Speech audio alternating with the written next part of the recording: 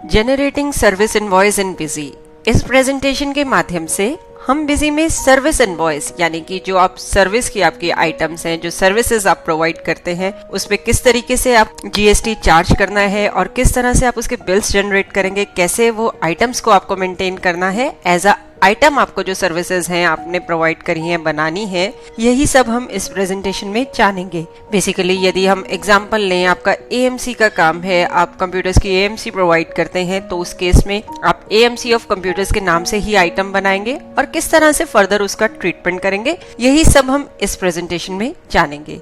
सबसे पहले यहाँ पे हम आइटम मास्टर में गए, हमने एक आइटम क्रिएट करी एएमसी ऑफ कंप्यूटर्स। बेसिकली हमारा यदि कंप्यूटर्स का काम है और हम रिपेयरिंग सर्विसेज एएमसी वगैरह प्रोवाइड करते हैं, तो इस प्रेजेंटेशन में हम वही जानेंगे।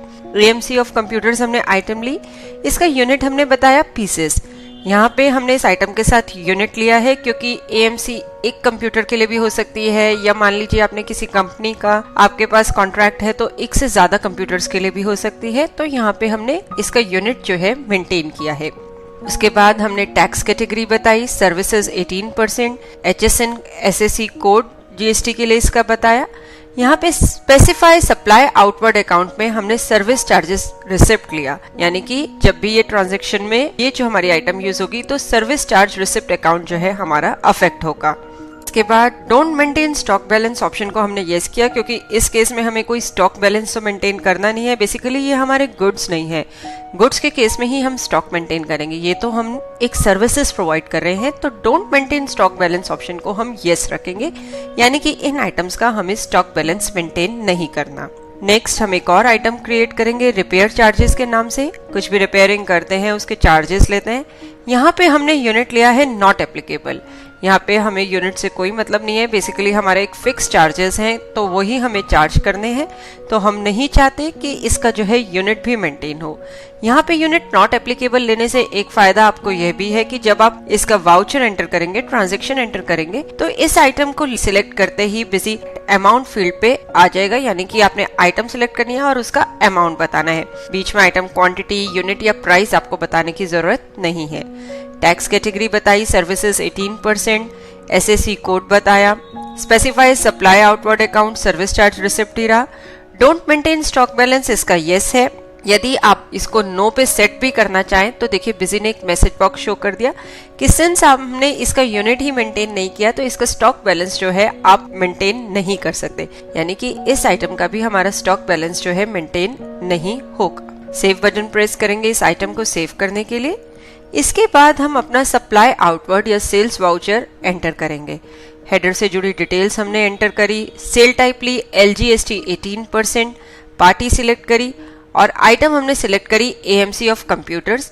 5 पीसेस की हमने यहाँ पे AMC @ 1500 प्रोवाइड करी है, 7500 टोटल अमाउंट हुआ। और बिल सन्ड्री में हमने 9% CGST और 9% SGST चार्ज किया है। हमारा सर्विसेज 18% का केस है, तो 9% CGST and 9% SGST। Save button press किया इस वाउचर को सेव करने के लिए।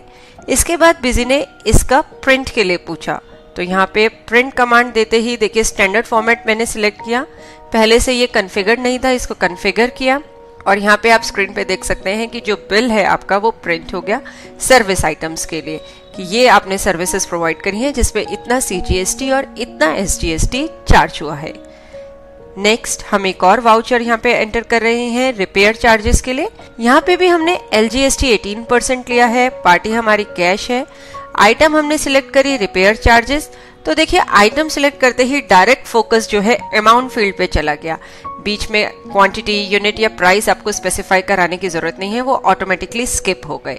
अमाउंट हमने 500 रुपीज बताया, उस पर 9% CGST और 9% SGST बताया और वाउचर को सेव किया।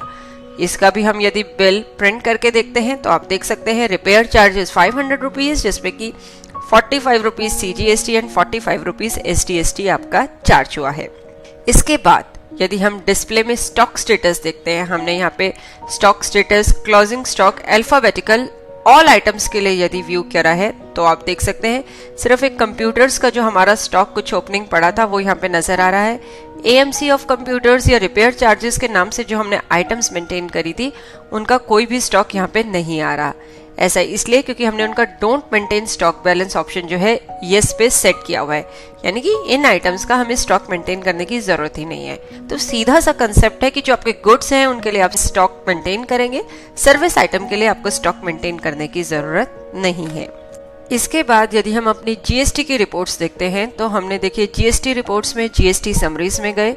जीएसटी समरी यदि हमने एक डेट रेंज के लिए व्यू करी है तो यहाँ पे आप देख सकते हैं 18% लोकल ट्रांजैक्शंस में वो दिखा रहा है 8,000 रुपीज आपका टैक्सेबल अमाउंट है, जिसपे कि 720 आपका सीजीएसटी एंड 720 एसजीएसटी चार्ज हुआ है।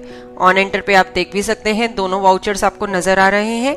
इसके बाद यदि हम GSTR1 व्यू करते हैं तो देखिए GSTR1 में AMC ऑफ कंप्यूटर्स जिसके लिए हमने ट्रांजैक्शन एंटर करी थी वो इसने शो कर दिया। बेसिकली वो हमने एक पार्टी को सेल करी थी तो वो यहाँ पे इस सेक्शन के अंदर नजर आ रही है।